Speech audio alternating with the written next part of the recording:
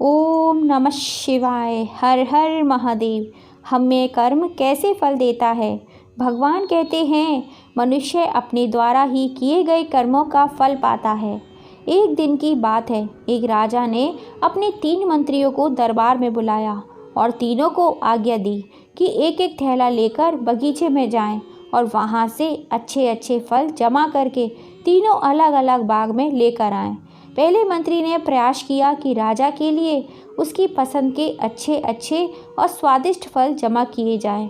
उसने काफ़ी मेहनत के बाद बढ़िया और ताज़ा फलों को थैले में भर लिया।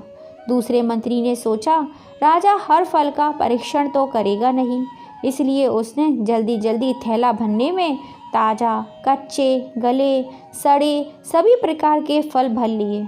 तीसरे मंत्री ने सोचा राजा को तो सिर्फ भरे हुए थैले से मतलब होगा, वो खोल कर देखेगा भी नहीं कि इसमें क्या है। उसने समय बचाने के लिए जल्दी जल्दी उसमें घास और पत्ते भर लिए, अपना समय बचाया। दूसरे दिन राजा ने तीनों मंत्रियों को दरबार में बुलाया, उनके थैलों के साथ।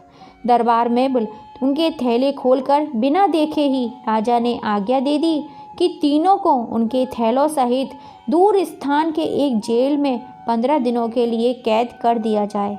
अब जेल में उनके पास खाने पीने को कुछ नहीं था सिवाय उन फल से भरे हुए थैलों के। जिस मंत्री ने अच्छे अच्छे फल जमा किए थे वो आनंद से खाता रहा और 15 दिन व्यतीत हो गए।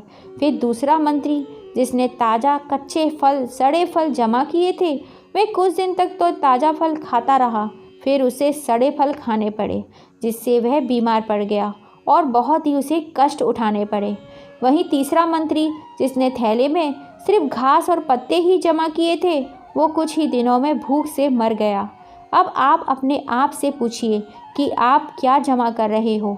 आप इस समय जीवन के बाग में हैं, जहाँ चाहे तो अच्छे कर्म जमा करें और चाहे तो बुरे कर्म, मगर याद रहे जो आप जमा करोगे वही आपको जन्मों जन्मों तक काम आएगा।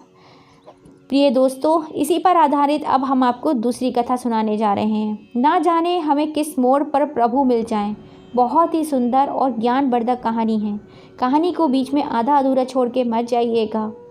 एक बार की बात है, एक संत एकानंद अपने शिष्यों के साथ काशी में रामेश्वर की यात्रा पर जा रहे थे।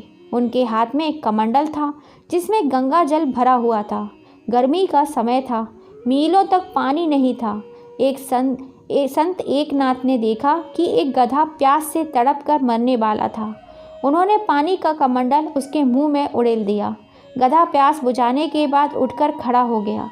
शिष्यों ने जब ये दृश्य देखा तो वे संत जी से बोले, यह आपने क्या कर दिया? अब भगवान शिव का अभिषेक कैसे होगा? एकनाथ जी बोले, अरे क्या तुमने नहीं देखा?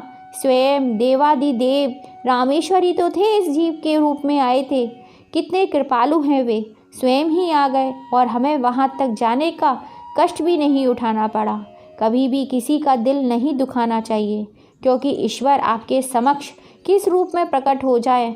दोस्तों, आपको छोटी छोटी ये ज्ञानवर्धक कहानी पसंद आई हो तो प्लीज़ ज़्यादा से ज़्यादा इसे फैमिली फ्रेंड में शेयर कीजिएगा।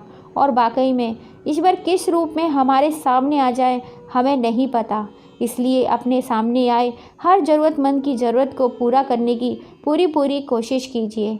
और अगर अब तक लाइक एंड सब्सक्राइब नहीं किया है तो जल्दी से कर लीजिए इसी तरह की ज्ञानवर्धक और मोटिवेशनल कहानियाँ देखने के लिए।